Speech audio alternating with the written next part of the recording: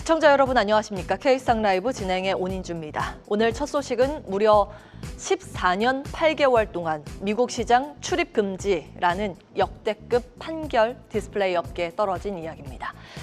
삼성 디스플레이가 중국의 BOE를 상대로 OLED 기술을 훔쳐갔다라면서 소송을 예전에 걸었었는데요.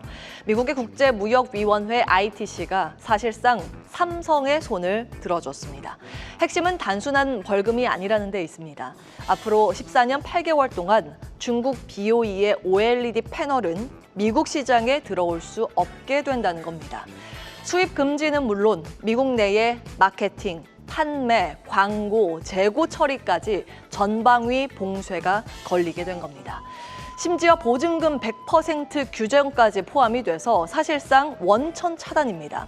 이 판결은 오는 11월에 최종 판결이 날 예정이지만 미국의 ITC가 중국 업체의 기술 탈취를 인정해 페널티를 주는 방향은 확정인 것으로 알려졌습니다. 이에 따라 국내 디스플레이 기업들이 혜택을 보게 될 전망입니다. 그리고 이대로 판결이 확정된다면 새로 나올 아이폰 시리즈나 메타의 스마트 글라스 등 미국 IT 기기에서 BOE 패널이 사라질 가능성이 커졌습니다. 올 2분기 아이폰용 소형 OLED 점유율에서 중국의 BOE가 22.7%로 LG 디스플레이를 제쳤었는데 이 수요가 앞으로 어디로 갈지는 자명해지죠. 현대차증권의 분석에 따르면 단기적으로는 삼성 디스플레이가 가장 유리하다는 분석입니다. BOE와 경쟁하던 이 레거시 일반 수요를 가져올 수 있고 밸류체인 전반이 중국 소재 대비 우위를 유지하면서 마진 방어도 가능하기 때문입니다. LG 디스플레이 같은 경우에는 사실 이거 BOE하고 제품 라인업이 다르지 않나? 그래서 반사 수혜를 못 받을 수도 있겠다라고 생각을 하실 수 있겠지만 긴 관점에서 보면 앞으로 단가 협상력이 올라가고 향후 점유율 확대 가능성이 커질 수 있다는 분석이 나옵니다. 특히 아이폰뿐만 아니라 향후 아이패드, 맥북 OLED 전환에서도 중국의 벤더의 공급이 막히면 국내 업체들의 선택지가 넓어지게 되겠죠. 결국 이번 판결은 단기 반사 이익을 넘어서 프리미엄 OLED 시장의 한국 주도권을 더 공고히 하는 계기가 될 수 있습니다. 공급망 재편 국면에서도 한국 업체들이 주도적 위치를 차지할 가능성이 크죠. 시장에서는 덕산, 네오룩스 등의 디스플레이 밸류체인주들이 급등하고 있는데 그 배경이 이 부분이기도 합니다. 이제 이번 뉴스가 시장에 던지는 의미를 짚어보겠습니다. 이번 ITC 제재는 단순한 영업 비밀 보호 조치가 아니라는 시각도 일부 존재합니다. 미, 중 기술 패권 경쟁 속에서 기술 탈취로 시장을 장악하려는 시도는 장기적으로 퇴출로 응징한다라는 경고로 읽을 수 있다는 건데요. 그렇게 된다면 이번 신호는 디스플레이뿐만 아니라 반도체, 배터리, 바이오 같은 다른 하이테크 산업으로도 번질 수 있다고도 볼 수 있습니다. 국내 시장 입장에서 보면 이런 글로벌 공급망 변화는 정책 모멘텀과 실적 모멘텀을 더해서 박스권을 깨는 촉매가 될 수도 있겠습니다. 뒤에서 살펴볼 화장품주 사례처럼 돌파를 위해서는 간판급 히트 상품이 필요합니다. 그런데 이런 디스플레이 분야에서는 이번 ITC 판결이 그 히트 상품이 될 가능성이 있다는 분석입니다. 자, 이번엔 국내 증시에서 또 다른 히트 상품 조건을 점검해 보겠습니다. 바로 최근까지 랠리를 이어오던 화장품 ODM 업종의 이야기입니다. JP모건이 이번에 내놓은 리포트의 제목이 상당히 도발적이죠. 과열된 파티는 끝났다. ODM 대표 주자인 코스맥스와 한국콜마가 올 초 대비했을 때 한때 90% 넘게 뛰기도 하면서 K-뷰티 전성시대라는 말이 나올 정도였는데요. 특히 선크림, 즉 선케어 제품의 해외 열풍이 매출과 수익성을 동시에 끌어올릴 거라는 장밋빛 기대감이 주가를 들어올린 핵심 동력이었습니다. 그런데 그 눈높이가 너무 높았던 탓일까요? 뚜껑을 열어본 2분기 실적은 기대에 못 미쳤습니다. 국내 공장의 영업이익률, 코스맥스는 일회성 충당금 환입으로 소폭 개선은 됐지만 한국콜마는 제자리 걸음이었습니다. 이익의 상승폭 전년 같은 기간 대비했을 때 2.4% 성장밖에 되지 않았습니다.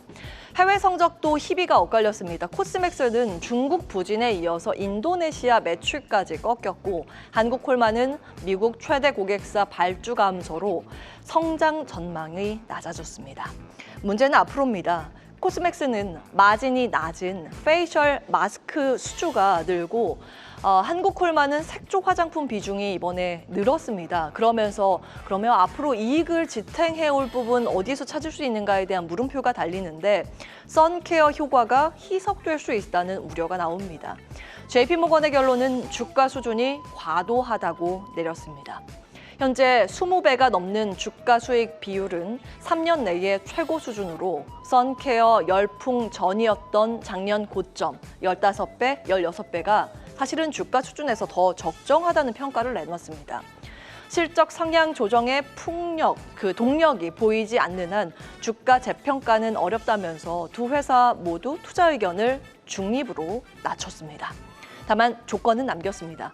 국내 영업이익률이 뚜렷하게 올라간다면 이 끌어올릴 간판급 히트 상품이 더 나오거나 선케어가 다른 카테고리를 압도해서 고마진 믹스를 만들거나 혹은 중국 사업이 확실한 턴어라운드를 보인다면 다시 평가가 더 좋아질 수 있다는 겁니다. 여기서 말하는 고마진 믹스는 비싸게 팔아서 많이 남길 수 있는 제품의 판매 비중을 늘린다는 뜻이죠. 두 회사에선 그게 바로 선케어 제품이라는 겁니다. 마트로 예를 들어볼까요? 대형마트에 가면 미끼 상품이라고 불리는 요인 상품이 있죠. 저도 그거 보고 많이 마트에 갔었는데요. 마트의 입장에서는 손님을 끌어올 수는 있지만 이익은 거의 남지 않습니다. 그런데 그 옆에 고급 수입 과일이나 프리미엄 초콜릿 등을 진열해서 같이 팔리도록 전략을 세우죠. 사실 이런 고급 제품군이 많이 팔려야 전체 장사 수익률이 훨씬 더 올라가는 구조를 만들 수 있게 됩니다. 고마진 믹스가 바로 이런 남는 장사를 하게끔 비싼 제품의 비중을 늘리는 전략이라는 건데 화장품 회사의 경우 여기에 해당하는 제품이 바로 선케어 제품이라는 거죠. 이제 앞서서 말씀드린 것처럼 이번 실적에서 선케어 비중의 상승률보다 다른 저가 라인 상승률이 더 컸다라는 데 우려감이 있었는데 앞으로 이 변화의 시각이 나온다면 기업의 평균 이익률이 더 올라간다면 JP모건도 투자 의견을 다시 긍정적으로 바꿀 수 있다는 관점입니다. 한마디로 파티를 계속하려면 무대 위에 이런 간판 스타가 더 많이 등장해야 한다. 이것이 JP모건의 메시지입니다. 이 논리를 우리 시장에 대입해 보겠습니다.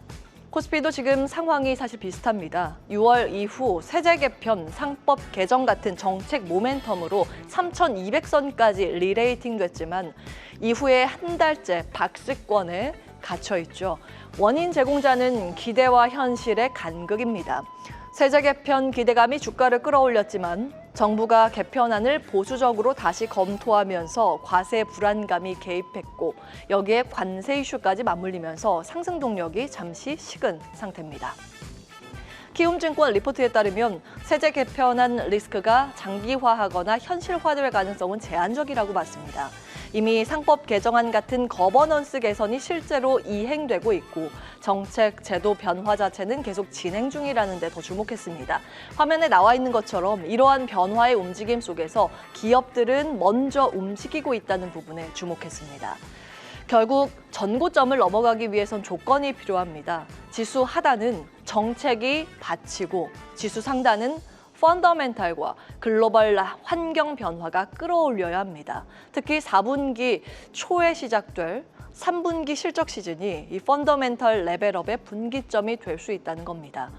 결국 시장도 기업도 승부를 가를 카드가 필요한 시점입니다. 그 카드가 언제 어디서 등장하느냐에 따라 올해 증시의 결말이 달라질 수 있겠습니다. 앵커 브리핑이었습니다.